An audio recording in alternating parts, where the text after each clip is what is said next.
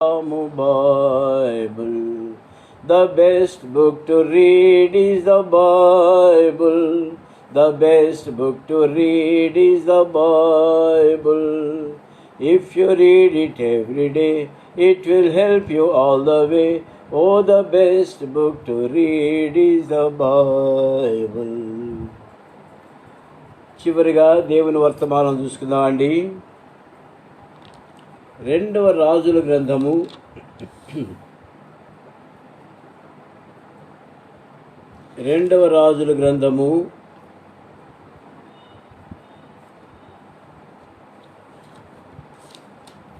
4వ అధ్యాయము 2వ రాజుల గ్రంథము 2వ అధ్యాయము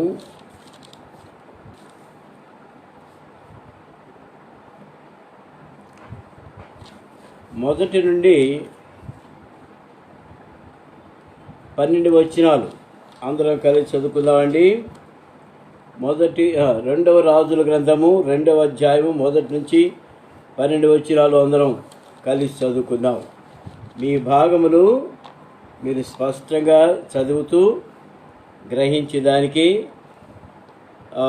అనుకూలంగా చదవండి. 2వ రాజులు 2వ అధ్యాయం 1 నుంచి. యెహోవా సుడిగాలి చేత ఏలియాను ఆకాశమునకు ఆరోహణం చేయింపబో కాలమున ఏలియాయు ఎలీషాయు కూడి గిల్గాలు నుండి వెడుచుండగా ఏలియా, యెహోవా నన్ను బేతేలునకు పొమ్మని సెలవిచ్చినాడు కనుక నీవు దయచేసి ఇక్కడ ఉండమని ఎలీషాతో అనెను. ఎలీషా, యెహోవా జీవముతోడు నీ జీవముతోడు నేను నిన్ను విడువనని చెప్పగా వారిద్దరును బేతేలునకు ప్రయాణం చేసిరి. బేతేలులో ఉన్న ప్రవక్తల శిష్యులు ఎలీషా యొద్దకు వచ్చి, నేడు యెహోవా నీ యొద్ద నుండి నీ గురువును పరమునకు తీసుకొని పోరని నీ వెరుగుదువా అని ఎలీషాను అడుగగా అతడు, నేను ఎరుగుదును, మీరు ఊరకుండు అనెను.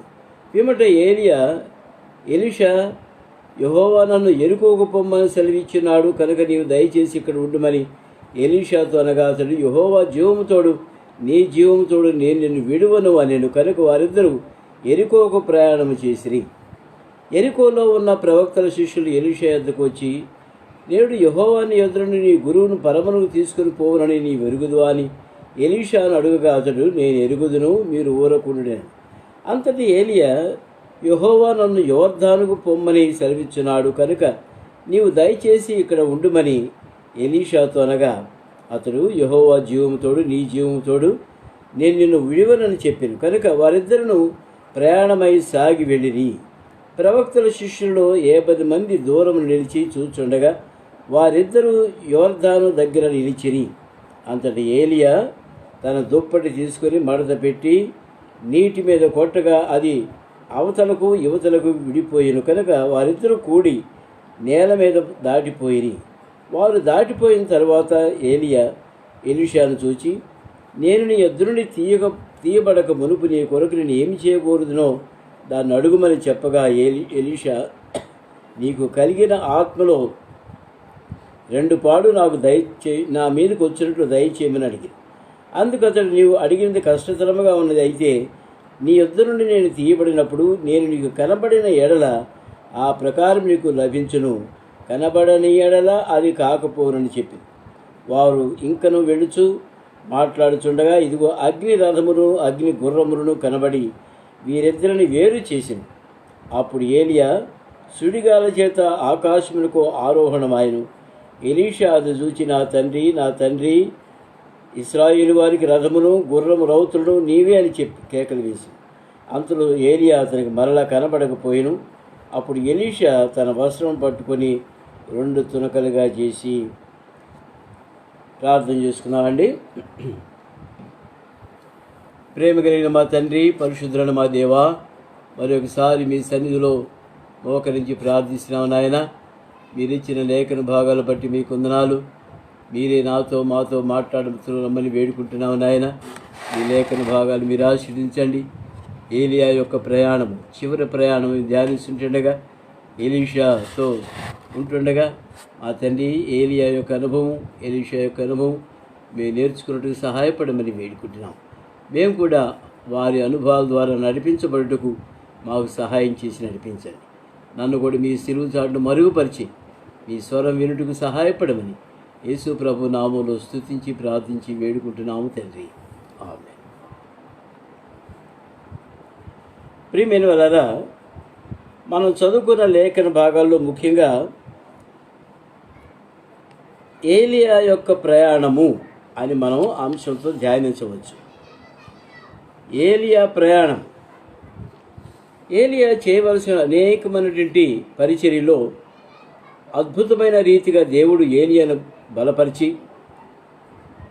కొంతమంది రాజులను కూడా అభిషేకించి కర్మెలు పర్వతం మీద 400 మంది బయలు ప్రవక్తలను వధించి దేవుడే యెహోవా దేవుడే దేవుడు అని లోకంలో జనులందరూ వినేటట్లుగా కర్మెలు పర్వతం మీద దేవుడని యెహోవాకు బలి అర్పించాడు.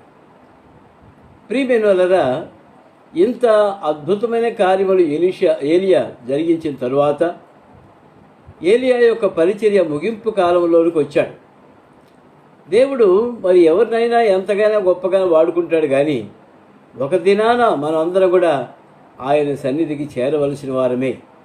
అయితే ప్రియమైన వారలారా, మనం కూడా ఆయన సన్నిధికి చేరవలసిన వారమే, కానీ చేరేలోపు నేర్చుకోవాల్సిన విషయాలు చాలా ఉన్నాయి. మనం ఏమి నేర్చుకోకుండా దేవుని సన్నిధికి, దేవుని రాజ్యానికి వెళ్ళటం అనేది అది ఒక అమాయకుడు మందిరంలో ప్రవేశించినట్టుగానే ఉంటుంది.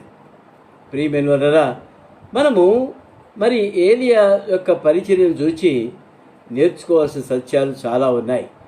ఎలీషా యొక్క వెంబడింపు లేదా అనుసరణ, ఏలియాను అనుసరించి ప్రయాణం చేయటం ఎలీషా జీవితంలో కూడా ఆశీర్వాదకరమైన ఘట్టాలు ఈ వాక్య భావంలో వ్రాయబడి ఉంటుండగా వాటిని ధ్యానించి దానికి ప్రభు మనకు సహాయం చేయను కాక. యెహోవా సుడిగాలి చేత ఏలియాను ఆకాశమునకు ఆరోహణము చేయింపబో కాలమున ఏలియాను ఎలీషాయు కూడి గిల్గాలు నుండి వెళ్ళుచుండగా ఏలియా, యెహోవా నన్ను బేతేలును పొమ్మని సెలవిచ్చినాడు కనుక నీవు దయచేసి ఇక్కడ ఉండమన్నాడు. ఎక్కడ? గిల్గాల్లో. ఇద్దరు గిల్గాల్లో ఉన్నారు. ప్రయాణ ప్రారంభం ఎక్కడి నుంచి అండి? కొంచెం జాగ్రత్తగా గమనించాలనే కోరుతున్నాను. ప్రయాణం ఎక్కడి నుంచి మొదలుపెట్టారు వీళ్ళు? గిల్గాలు నుండి. గిల్గాలు అంటే దాని భావం ఏంటో మనం తెలుసుకోవాలి. గిల్గాలు అంటే దొర్లించబడటం, పాపములు దొర్లించబడటం. గిల్గాలు నుండి వీళ్ళు ప్రయాణమయ్యారు. ఏలియా గిల్గాలు నుండి ప్రయాణమయ్యాడు. ఎలీషా కూడా పాపములు దొర్లించబడినటువంటి ఆ ప్రదేశం నుంచి ఏలియాను అనుసరిస్తూ పోయాడు. ఇందులో మనం నేర్చుకోవాల్సింది ఏంటంటే, మొట్టమొదటి విశ్వాసి జీవితంలో గిల్గాలు అనుభవం ఉండాలి. మళ్ళీ ఎక్కడికి, ఎందుకు, ఎప్పుడండి? దేవుని రాజ్యాన్ని సమీపించకముందు, దేవుని రాజ్యంలో ప్రవేశించకముందు మనకు కావలసిన అనుభవము గిల్గాలు అనుభవం మనకు ఉండాలి. ఈ గిల్గాలు అనుభవంలో పాపములు దొర్లించబడటం. ఇక్కడ మొట్టమొదట ఈ మాట ఎక్కడ వాడబడిందంటే బైబిల్లో, దయచేసి ఒక మాట చదువుకుందామండి. యెహోషువ గ్రంథంలో ఈ గిల్గాలు యొక్క అనుభవం మనం నేర్చుకోగలం. యెహోషువ గ్రంథము 5వ అధ్యాయము, యెహోషువ గ్రంథము 5వ అధ్యాయము 9వ వచనం చదువుకుందామండి. యెహోషువ 5:9. అప్పుడు యెహోవా, నేడు నేను ఐగుప్తు అవమానమును మీ మీద ఉండకుండా దొర్లించి వేస్తున్నానని యెహోషువతో అనెను. అందుచేత నేటి వరకు ఆ చోటికి గిల్గాలు అని పేరు పెట్టబడి. గిల్గాలు దగ్గర సున్నతగిరి అనేది కూడా ఉంది. కొంచెం పైకి వెళదామండి. అదే అధ్యాయంలో కొంచెం పైకి వెళదాం. 2వ వచనం చూడండి. యెహోషువ గ్రంథము 5వ అధ్యాయం 2వ వచనం. ఆ సమయమున యెహోవా రాతి కత్తులు చేయించుకుని మరలా ఇశ్రాయేలుకు సున్నతి చేయించమని యెహోషువకు ఆజ్ఞాపించగా. ఎందుకు రెండవసారి సున్నతి అనేది ఒక్కసారే కదా. ప్రియమైన వాళ్ళారా, మీకు మీరు జ్ఞాపకం చేయదలుచుకుంది ఏంటంటే, ఐగుప్తు దేశం నుంచి బయలుదేరిన తర్వాత ప్రజలందరూ సున్నతి చేయబడ్డారు, పస్కా పండుగను ఆచరించారు, ఐగుప్తు దేశం వదిలిపెట్టి వెళ్ళిపోయారు. అరణ్య మార్గంలో వాళ్ళు ప్రయాణంలో ఉంటున్నప్పుడు రకరకాల అనుభవాల ద్వారా దేవుడు వాళ్ళని నడిపించాడు. కొన్ని చోట్ల నీళ్లు లేవు, మారా నీళ్లు చేదైనవి కనుక మోషే మీద సణుకున్నారు. మారాను మధురంగా దేవుడు మార్చాడు. దేవుడు తన యొక్క ఆ ప్రేమను వాత్సల్యతను ప్రజల పట్ల కనపరిచాడు. మనము కూడా చేదైన అనుభవాల్లో ఉంటున్నప్పుడు మరి దేవుడు మన జీవితంలో ఆ చేదును తీసివేసి మన జీవితాలను మధురంగా మార్చగలిగిన దేవుడు మన దేవునికి ఒక్కరికే సాధ్యమండి. మన జీవితంలో ఆ మారాను ఎవరు కూడా మధురంగా మార్చలేరు. మధురం వేరే ఒక మధురం తీసుకొచ్చి పెడతారేమో కానీ ఈ మారాను మధురంగా మార్చడం అనేది అది దేవుని కార్యమండి. ప్రియమైన వల్లరా, ఆ విధంగా అనేక సార్లు వీళ్ళు ముందుకు సాగిపోతూ పగలు మేఘస్తంభం క్రింద, రాత్రులు అగ్ని స్తంభం కింద వాళ్ళు ప్రయాణం చేస్తూ వాగ్దానం చేయబడిన దేశానికి వెళుతున్నప్పుడు ఇశ్రాయేలులో ఉన్న బలహీనత వల్ల కొన్నిసార్లు మేము ఈ చవి సారం లేని ఈ మన్నా అనే ఆహారం మాకు అసహ్యంగా ఉందండి, ఏంటిది ఉప్పు కారం లేకుండా తినేది, రోజు తీయంగా ఎట్టి తింటా ఉన్నాను ఏమండి సడుక్కున్నారు. ఆ మాట దేవుడు విన్నాడు. చవి సారములేని ఈ అన్నము మాకు అసహ్యమైందని అనేసరికి దేవుడు తాపకరమైన సర్పాలను రప్పించాడు. చాలామంది చనిపోయారు. మోషే వెంటనే ఇత్తడి స్తంభం చేయమన్నాడు దేవుడు. ఇత్తడి స్తంభం చేసిన తర్వాత మరి ఎవరైతే నిదానం నుంచి ఆ ఇత్తడి సర్పాన్ని చూచారో పాము కరిచిన వాళ్ళు కూడా, అనగా మారా అనేది ఒంట్లో ప్రవేశించినప్పటికీ ఆ ఇత్తడి సర్పాన్ని చూచినప్పుడు వాళ్ళు బ్రతికారు. ప్రియమైన వలన అంతకుముందు అనేకులు అవిధేయతలో మరి దేవుని మీద సడిగి, మోషే అహరోను మీద సడిగి వాళ్ళు అనేకులు అరణ్యములో రాలిపోయారు. ఒక సందర్భంలో దేవుడు అంటాడు, మోషే ఈ ప్రజలందరూ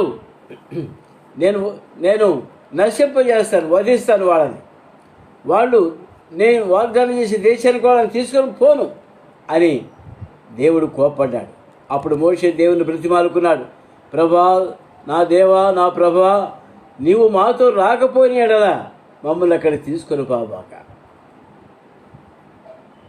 నువ్వు వస్తేనే మేము అక్కడికి చేరగలం, నీ సన్నిధి మాతో ఉంటేనే మేము అక్కడికి వెళ్ళగలం అని తిరిగి ప్రభు సన్నిధిలో మొరపెట్టినప్పుడు తర్వాత ప్రభు మళ్ళా కొంతకాలం ప్రయాణం చేశారు.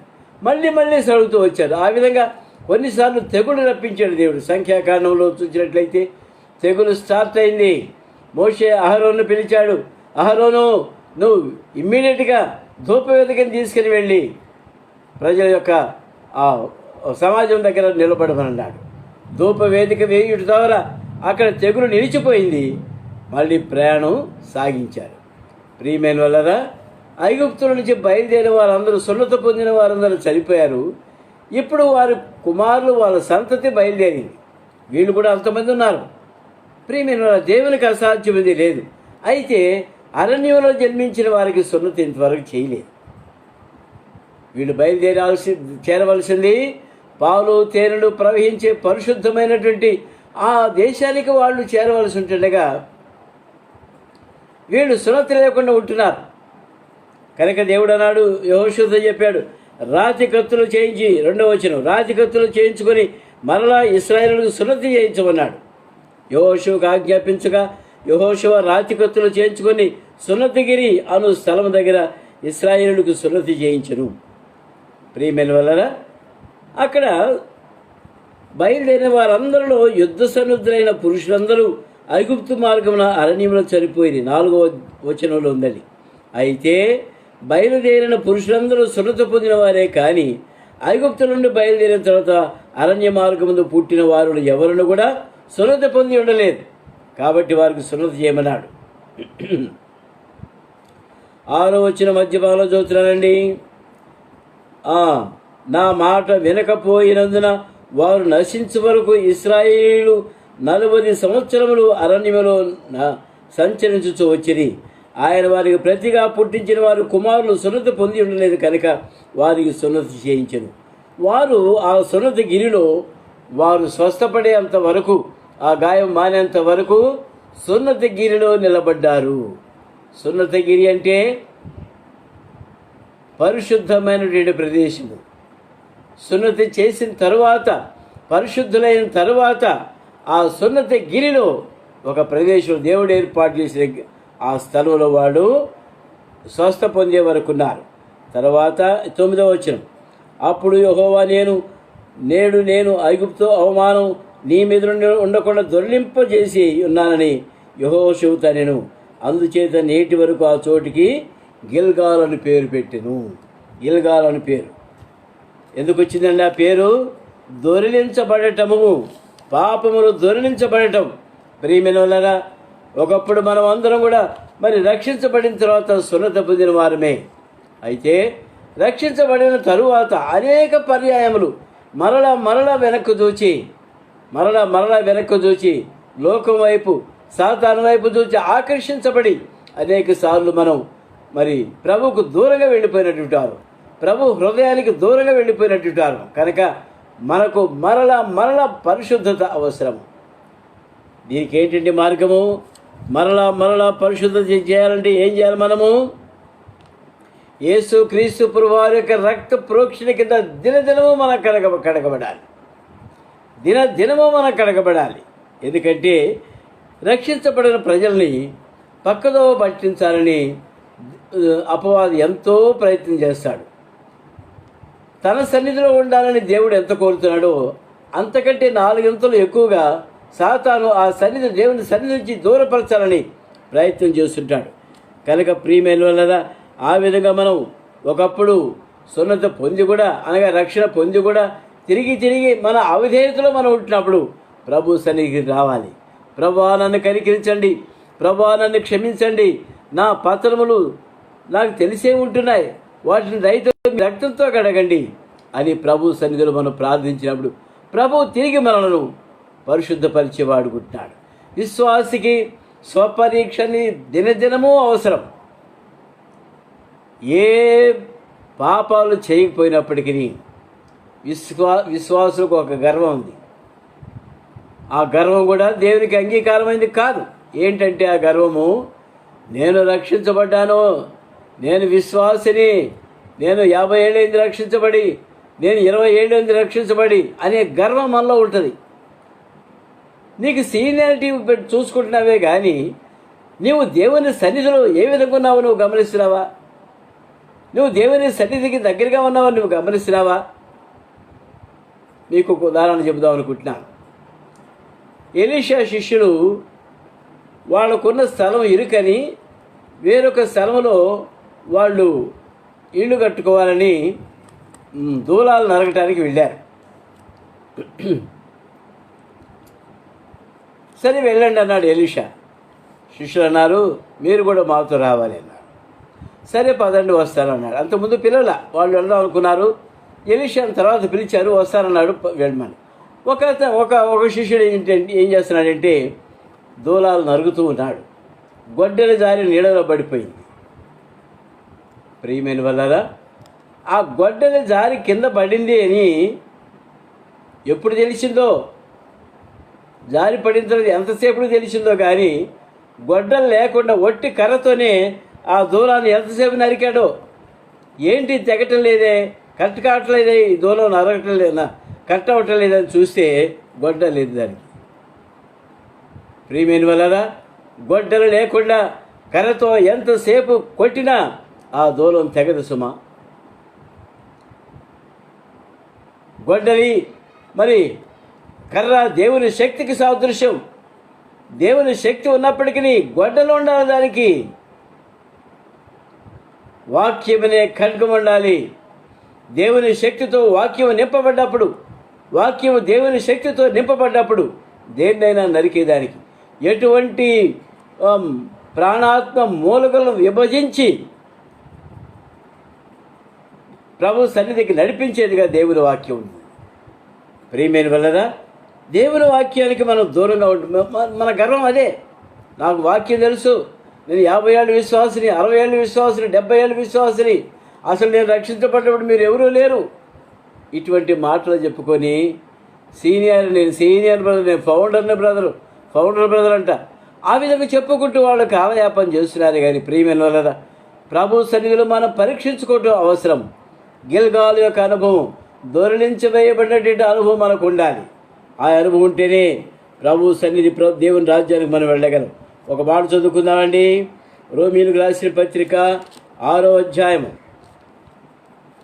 రోమీయులకు రాసిన పత్రిక 6వ అధ్యాయము 2వ వచనం నుంచి మనం చదువుకుందామండి. రోమా 6 2వ వచనం నుంచి చదువుకుందామండి. రోమీయులకు రాసిన పత్రిక 6వ అధ్యాయము 2వ వచనం. అట్లనరాదు, మొదటి వచనం కూడా, అలాగైనా ఏమందము, కృప విస్తరింపవలని పాపమందు నిలిచిందుమా, అట్లనరాదు. పాపం విషయమై చనిపోయిన మనము ఇక మీద ఏలాగు దానిలో జీవించదము? క్రీస్తు యేసులోనికి బాప్తిసం పొందిన మనమందరమును ఆయన మరణంలోనికి బాప్తిసం పొందుతామని మీరు ఎరుగరా? కాబట్టి తండ్రి మహిమ వలన క్రీస్తు మృతుల నుండి ఏలాగు లేపబడినో అలాగే మనమును నూతన జీవం పొందిన వారమై నడుచుకున్నట్లు మనము బాప్తిస్సులో మరణములో పాలు పొందవలసి వారుకున్నాం. ఆయనతో కూడా పాతి పెట్టబడవలసిన వారంగా మనం ఉంటున్నాం. ప్రియమైన వల్ల మనం ఒకసారి వెలిగించబడి, ఒకసారి రక్షించబడి, క్రీస్తు ప్రభు రక్తంలో కడగబడిన తర్వాత ఇంకా తిరిగి ధర్మశాస్త్రం దగ్గర ఉంటే మనం దానికి లోబడినట్లయితే పాపం మీద నిలిచి ఉంటూనే ఉంటుంది. కనుక ధర్మశాస్త్ర సంబంధమైన క్రియలు మనకు ఎటువంటి ఆత్మీయమైన క్షేమాభివృద్ధి కలిగించవు. కానీ క్రీస్తు ప్రభు యొక్క రక్తమే, ఆయన రక్తంలో బాప్తిసం పొందితేనే కానీ మనకు పాప క్షమాపణ లేదు. కనుక ప్రియమైన నమ్మే బాప్తిసం పొందాలి. అదే అధ్యాయము 11వ వచనం చదువుకుందామండి. రోమా 6:11. అటువలే మీరును పాపం విషయమై మృతులుగాను, దేవుని విషయమై క్రీస్తు యేసునందు సజీవులుగాను మిమ్మల్ని మీరే ఎంచుకొనుడి. ప్రియమైన వాళ్ళరా, పాపం విషయమై మనం మృతులుగా ఉండాలి, దేవుని విషయమై క్రీస్తు యేసునందు సజీవులుగా మనం ఉండాలి. ఆ విధంగా ఉండాలంటే దినదినము మన పాపములు దొరిలించబడిన గిల్గాల్ యొక్క అనుభవం మనకు రావాలి. ఇంకో మాట చూసుకుందామండి. గలతీయులకు రాసిన పత్రిక 6వ అధ్యాయం, గలతీయులకు రాసిన పత్రిక 6వ అధ్యాయం, గలతీయులకు రాసిన పత్రిక 6వ అధ్యాయము 14వ వచనం చదువుకుందామండి. అయితే మన ప్రభువైన యేసుక్రీస్తు సిలువ యందు తప్ప మరి దేని యందును అతిశయించడం నాకు దూరమవును గాక. దాని వలన నాకు లోకమునకు నేనును సిలువ వేయబడి ఉన్నాం. క్రొత్త సృష్టి పొందుటయే గాని సున్నత పొందుట యందు మరి ఏమీ లేదు, పొందకపోవుట యందు ఏమీ లేదు. ఈ పద్ధతి చొప్పు నడుచుకున్న వారందరికీ అనగా దేవుని ఇశ్రాయేలునకు సమాధానమును కృపయు కలిగిందా. ప్రియమైన వాళ్ళరా, మరి ఇప్పుడు సున్నతి గురించి ఎందుకు చెప్తున్నారు? ఇప్పుడు లేదు కదా అని అంటారు. ప్రియమైన వాళ్ళరా, సున్నతి పొందటం వల్ల ఉపయోగం లేదు, పొందకపోవటం వల్ల నాశనము లేదు. అయితే మనం గమనించాల్సి ఏంటండి, మన ప్రభువైన యేసుక్రీస్తు సిలువ యందు తప్ప మరి దేని యందునూ అతిశయించు నాకు దూరమును గాక. దానివల్ల లోకమునకు నేనును సిలువ వేయబడి ఉన్నాం. ఆయనకు మనకు ఉండాలి. లోకమునకు మనము సిలువ వేయబడిన వారంగా ఉండాలి, అంతేగాని సున్నతి పొందాలని నేను చెప్పటంలా. పరిశుద్ధత కలిగి మనం జీవించవలసి వారనుకుంటున్నాం. కనుక అదే గిల్గాల్ యొక్క అనుభవం. ఇంకో మాట చదువుకుందాం అండి. రోమీయులకు రాసిన పత్రిక 8వ అధ్యాయం, రోమీయులకు రాసిన పత్రిక 8వ అధ్యాయము 13వ వచనం అందరం కలిసి చదువుకుందాం అండి. రోమా 8:13 అందరం కలిసి చదువుకుందాం. మీరు శరీరానుసారంగా ప్రవర్తించిన ఎడల చావవలసిన వారయ్యుందురు, కానీ ఆత్మచేత శరీర క్రియను చంపిన ఎడల జీవించెదరు. అర్థమైందండి? మీరు శరీరానుసారముగా ప్రవర్తించిన ఎడల చావవలసిన వారై ఉంటున్నారు. అయితే ఆత్మచేత శరీర క్రియలు చంపిన ఎడల జీవించెదరు. శరీర కార్యాలు అనేటివి మనకు స్పష్టంగానే తెలుసు. అయితే చాలాసార్లు రక్షించబడిన మనలో కూడా శరీర కార్యాలు లేవా? ఏమండి, తిరుగుబాటు చేయటం మరి శరీర క్రియలు కాదా? ఈర్ష్య, అసూయ, ద్వేషము ఇవన్నీ శరీర కార్యాలు కాదా? మరి వాడు కొందే నాకు లేదే అని అనుకోవటం నీకు శరీర కార్యం కాదా? వాడు బాగా తింటున్నాడే, నాకు లేదే, వాడు మటను నేను పప్పు తింటామే అనేది శరీర కార్యం కాదా? ప్రియమైన లోకంలో దేవుడు ఎవరికి ఏది ఇవ్వాలో తీస్తున్నాడు. శరీర కార్యాలు మనం రాకుండా చూసుకోవాలి. 13లో ఏమంటున్నాడండి? శరీరానుసారంగా ప్రవర్తించేలా చావవలసిన వారై ఉంటున్నారు. ఎంత భయంకరంగా రాస్తున్నాడు చూడండి. రోమా సంఘానికి జైల్లో ఉండి రాశాడు ఈ పత్రిక. రోమా దేశంలో, ఇటలీలో జైల్లో ఉండి ఈ పత్రిక రాశాడు పౌలు. ప్రియమైన ఆయన శ్రమల్లో శోధింపబడుతూనే ఈ మాట రాశాడంటే ఏ మాట? మీరు శరీరానుసారంగా ప్రవర్తించేలా చావవలసిన వారైంది అయితే కానీ ఆత్మచేత శరీర క్రియలను చంపిన ఎడల జీవించెదరు. ప్రియమైన శరీర కార్యాలు వస్తూనే ఉంటాయి, ఒక్కొక్కటి మనలో దాక్కునే ఉంటుంది. ఏమి లేకపోయినా అసూయ అనేది వచ్చేస్తుంది, ఇతరులను ద్వేషించడం అనేది వస్తుంది. కొంతమంది అనుకుంటారు నేనే గొప్ప, వాడికంటే నేనే గొప్ప అనేటువంటి తత్వం మనలో ప్రవేశిస్తుంది. అది సాతాను క్రియ, శరీర క్రియ. అదే విధంగా మనం ఈ జీవితాన్ని కంటిన్యూ చేసినట్లయితే పౌలు చెప్పినట్టుగా ఏమవుతామండి? చావవలసిన వారనుకుంటున్నాం. అయితే ఆత్మచేత శరీర క్రియలను చంపిన ఎడల మనము జీవము గలవారై ఉంటాం. ఆత్మచేత శరీర కార్యాన్ని చంపాలి. మనం ఏ చిన్నది మనసులో ప్రవేశించినా దాన్ని చంపాలి. ఇది ఒక్కసారి తాగి చూసే పోలా అనేటువంటిది ప్రవేశిస్తుంది. ప్రియమైన ఇది ఒక్కసారి తింటే సరిపోద్ది కదా, ఆ తృప్తి అంతటితో పోద్ది కదా, ఆశ అంతటితో పోద్ది కదా. ప్రియమైన ఒక్కసారి మనం వెనకడుగు వేసామంటే, ఒక్కసారి అడుగు లోతుకు దిగిపోయినామంటే మనం పైకి రాలేము. కనుక గిల్గాల్ యొక్క అనుభవం నీకు నాకు అది ఎంతో అవసరంగా ఉంది. ఇంకో మాట చూసుకుందామండి. గలతీయులకు రాసిన పత్రిక 6వ అధ్యాయంలో ఒక మాట చదువుకుందాం. గలతీయులకు రాసిన పత్రిక 6వ అధ్యాయము, గలతీయ 5వ అధ్యాయం, గలతీయులకు రాసిన పత్రిక 5వ అధ్యాయము 16-17 వచనాలు చదువుకుందాం అండి. 5:16-17 నేను చెప్పినది ఏమనగా ఆత్మానుసారముగా నడుచుకునడి, అప్పుడు మీరు శరీరేచ్ఛను నెరవేర్చరు. ప్రియమైన దేవుని ఆత్మచేత నడిపించబడాలి అని ఇంతకుముందు రోమా పత్రికలో మనం చదువుకున్నాం. ప్రభా నన్ను ఏం చేయమంటాం? ప్రభా నాకు ఇది అడ్డంగా ఉందని నన్ను ఏం చేయమంటాం? నా అంతటి నేను జయించలేని కానీ ఈ శోధన వచ్చి నన్ను ఏం చేయమంటావు అని ప్రభువు పైన ఆధారపడి ఆత్మచేత నడిపించబడిన వారంగా మనం ఉండాలి. ఆత్మానుసారంగా నడుచుకుని అప్పుడు మీరు శరీరేచ్ఛను నెరవేర్చరు. శరీరము ఆత్మకును, ఆత్మ శరీరమునకు విరోధముగా అపేక్షించును. ఇవి ఒకదానికొకటి వ్యతిరేకముగా ఉన్నవి కనుక మీరేవి చేయ నిశ్చయించరో వాటిని చేయకుందరు. ఎందుకంటే లోకము కలిసిపోయింది కదా. లోకము శరీరము ఆత్మతో కలిసిపోయినప్పుడు మనం మంచి చేద్దామన్నా కూడా చెడునే చేస్తుంటాం. పౌలు కూడా అదే అంటాడు. నేను చేయదగిన మంచి కార్యం చేద్దాం అనుకున్నప్పటికీ చేయలేకపోతున్నాను. ఎందుకంటే ధర్మశాస్త్రం నా పైన ఇంకా నిలిచి ఉన్నది. నేను ఇంకా ధర్మశాస్త్రం లోబడిన వాడుగా ఉంటున్నాను. కనుక ఆ శరీర క్రియను మనం చంపినట్లయితే ఆత్మానుసారంగా మనము జీవించేవారం ఉంటాం. ఇంకో మాట చూసుకుందాం అండి. కొలస్సీలకు రాసిన పత్రిక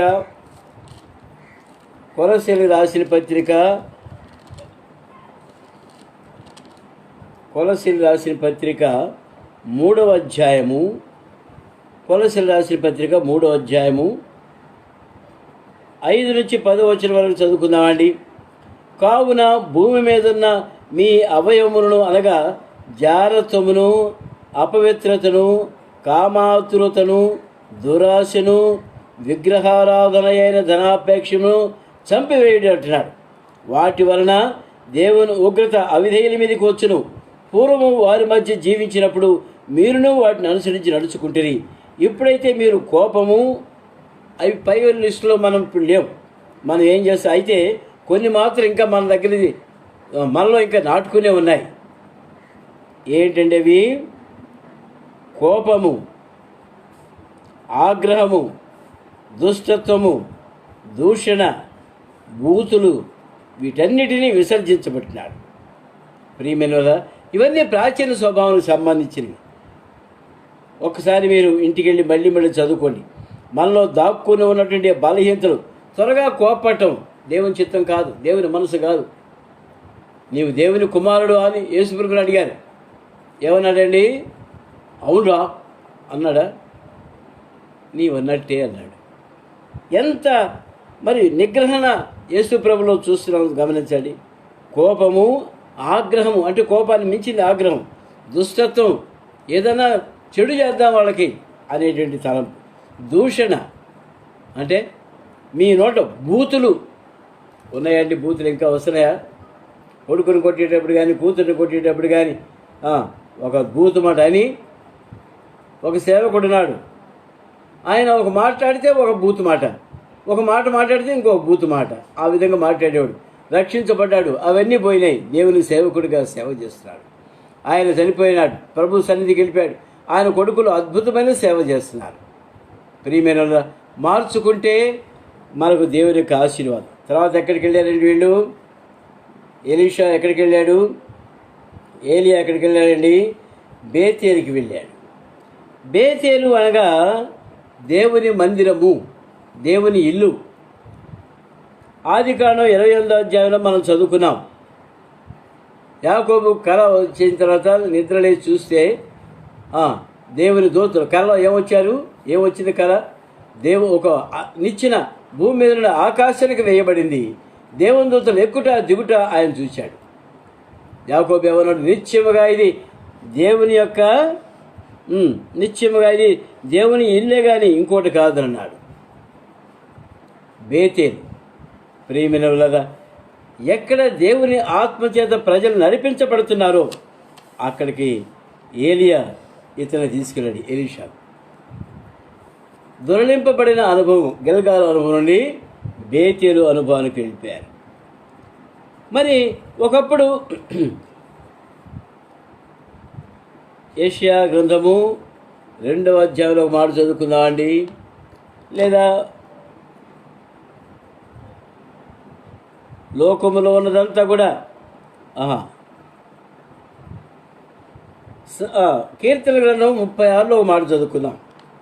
కీర్తన గ్రంథము 36. నీ మందిర సమృద్ధి వల్ల వారు తృప్తి పడుచున్నారు. గమనించండి, కీర్తన 36 నేను క్లుప్తంగా ముగించుదాం అనుకుంటున్నాను. 8వ వచనం. నీ మందిరం యొక్క సమృద్ధి వల్ల వారు సంతృప్తి పొందుచున్నారు. నీ ఆనంద ప్రవాహములోనిది నీవు వారికి త్రాగించుచున్నావు. నీ యొద్ద జీవపు ఊట కలదు. గమనిస్తారండి, ఎక్కడుంది ఇది? మందిరంలో సమృద్ధి ఉండాలి. ఉందా సమృద్ధి? ఇప్పుడు మందిరంలో సమృద్ధి ఉందా అండి? ఆదరణ కూడికలో మరి ఏం చెప్తున్నారు? దేవుని యేసు ప్రభు పుట్టుక గురించి చెప్పాడండి ఒక ఆయన. నీ మందిరంలో సమృద్ధి ఉంటే ప్రజలు తృప్తిపరచబడాలి. నీ మందిరంలో దేవుని వాక్యం సమృద్ధి ఉన్నారంటే మందిరం వదిలిపెట్టి పోరెవరు కూడా. ప్రియమైన మందిరంలో దేవుని సమృద్ధి ఉందంటే దేవుని ప్రేమ అక్కడ ఉన్నట్టు, దేవుని సన్నిధి ఎక్కడ ఉన్నట్టు అది చూడలేకపోతున్నాం. సంఘాలు బలహీనమైపోతున్నాయి కనుక బేతేలు యొక్క అనుభవం అనేది ఇది దేవుని ఇల్లే కానీ ఇంకోటి కాదు. దేవుని ఇంట్లో ఏముంటుందండి? దేవుని ఇంట్లో ఏముంటుంది? ఏమి ఉండదు. అసూయ, ద్వేషం అనేటివి దేవుని ఇంట్లో ఉండవు. ప్రేమ, వాత్సల్యత, కృప, కనికరము ఇవన్నీ దేవుని ఇంట్లో ఉంటాయి. ఉన్నాయా మన మందిరంలో? ఉన్నాయండి. అవి లేవు అంటే మరి అది దేవుని మందిరమేనా? ప్రియమైనదా, అవి లేవు అని ఒకరిని దూషించడం కానీ కాదు, కానీ మనలో ఉన్నాయా లేదా అని మనం పరీక్షించుకోవాలి. దేవుని యొక్క ఇంటి అనుభవాలు మనలో ఉండేటట్టు మనం నేర్చుకోవాలి. బేతేలు నుంచి ఎక్కడికి వెళ్ళారండి? ఎరికోకు వెళ్ళిపోయారు. ఎరికో అంటే శత్రువు పైన విజయం. మీరు మ్యాప్ చూడండి, మీ బైబిల్ వెనక మ్యాప్ ఉంటుంది. గిల్గాల్ నుండి బేతేలుకి వెళ్ళారు, మధ్యలో ఎరుకోని దాటుకొని వెళ్ళారు, మళ్ళా తిరిగి ఎరుకోకు వచ్చారు. దేవుని యొక్క మార్గం అది. దేవుని మార్గం ఏంటి? గిల్గాల్ నుండి బేతేలుకి వెళ్ళాల్సిందే. నీకు మధ్యలో ఎరుకో అనుభవం రావాలంటే రాదు. ఎందుకు? గిల్గాల్లో పాపములు దొరిలించబడాలి, బేతేలులో దేవుని యొక్క సమృద్ధిని పొందాలి, దేవుని యొక్క శక్తిని పొందాలి. ఆ తరువాత జెరికోకు వెళ్ళాలి, ఎరికోకు వెళ్ళాలి. ఎరికోలో ఏముందండి? ఎరికోలో ఏముంది? ఎరికో ఏ విధంగా జయించారు? శత్రువుపై విజయం సాధించాడు యెహోషువ. 5 దినాలు 6 దినాలు పట్టణం చుట్టూ తిరిగారు. 6వ దినాన కొండలు పగలగొట్టారు. ఇదేదో మహాశబ్దంగా ఉంది, శత్రువు మన మీద విజృంభిస్తున్నాడని చెప్పేసి ఎరుకో ప్రజలు పారిపోయారు. వాళ్ళు ఎప్పుడైతే బయటికి వెళ్ళిపోయారో కోట గోడలు కూలిపోయినాయి. శత్రువుపై విజయం ఇచ్చాడు దేవుడు. ప్రియమైన శత్రువు, ఇందులో మనం నేర్చుకోవాల్సి ఏంటంటే, శత్రువు మనకు చుట్టూ ఎప్పుడు ఉంటూనే ఉంటాడు. శత్రువును జయించేది మనం నేర్చుకోవాలి. శత్రువు కోట గోడలు కూల్చేసేది నేర్చుకోవాలి. ఏ విధంగా? ప్రార్థన ద్వారా. ఇశ్రాయేలును ఏ విధంగా శత్రువులు జయించారు? రాత్రి వర్తమానం చూసాం మనం. వర్తమానం అయిపోయిన ప్రార్థన బిగినింగ్లో నేను ఒక మాట చెప్పాను మీకు. ఏం మాట అండి అది? మొట్టమొదట యూదా గోత్రాన్ని పెట్టాడు. స్తుతి ఆరాధనతో ప్రయాణం సాగించారు. చివరిలో నఫ్తాలి గోత్రాన్ని పెట్టాడు. ప్రార్థించే గుంపు పెట్టాడు చివరిలో ప్రార్థన, వెనక ముందు ఏముంది? స్తుతి ఆరాధన. ఆ విధంగా వాళ్ళు సాగిపోయి శత్రువుని జయించగలిగినారు. మరి అనేకమైన దేశాలు స్వతంత్రించుకోగలిగారు. ప్రియమైన ఎరికో అనుభవం, శత్రువులు మనం జయించే అనుభవం. మనం పోరాడేది మరి ఏ శత్రువులతో పోరాడుతున్నామండి? లోకము. ఒక మాట చదువుకుందామండి. 2 కొరింథీ రాసిన పత్రిక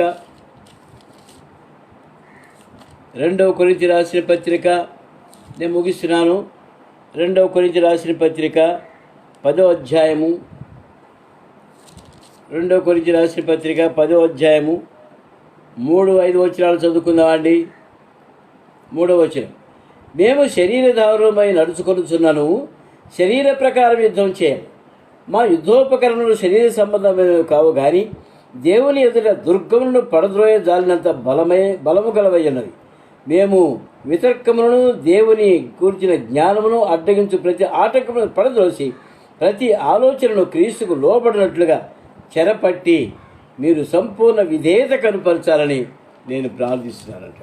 కనుక దుర్గములు పడద్రోయ జరిగిన ఆ శక్తి ఎట్లొచ్చిందంటే అపోస్తలులకి ప్రార్థన ద్వారా, ఆరాధించడం ద్వారా వాళ్ళకి వచ్చింది. ప్రియమైన వలన ఎరికో అనుభవం మనం విశ్వాసులంగా మన జీవిత యాత్ర సాగుతుండగా మనం ఆ అనుభవాలు కలిగి ఉండాలి. చివరిలో యోర్దాను అనుభవం.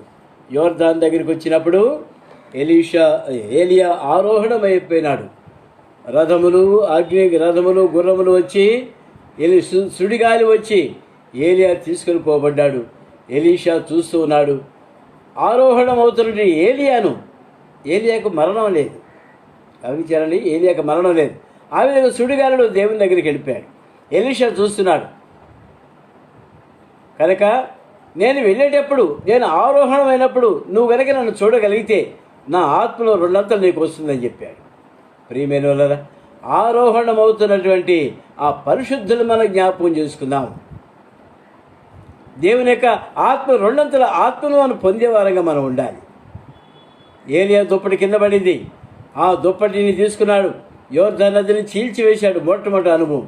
తర్వాత ఎలీషా అనేకమైన అద్భుతాలు చేసి దేవుని మహిమపరిచాడు. కనుక ప్రియమైన విశ్వాసంగా మనం విశ్వాస యాత్ర సాగించినప్పుడు నేర్చుకోవాల్సింది, మొట్టమొదటి మనకు గిల్గాలు అనుభవం ఉండాలి. పాపములు దొరిలించబడుట అనే అనుభవంలోకి రావాలి మనం. తరువాత బేతేలు అనుభవం రావాలి. 3వదిగా ఎరికో అనుభవం మనకు రావాలి, శత్రువుని జయించేది. 4వదిగా యోర్దాను అనుభవంలోనికి మనం రావాలి. యోర్దాను నది అంటే యేసుక్రీస్తు ప్రభు యొక్క రక్తానికి సాదృశ్యంగా ఉంది.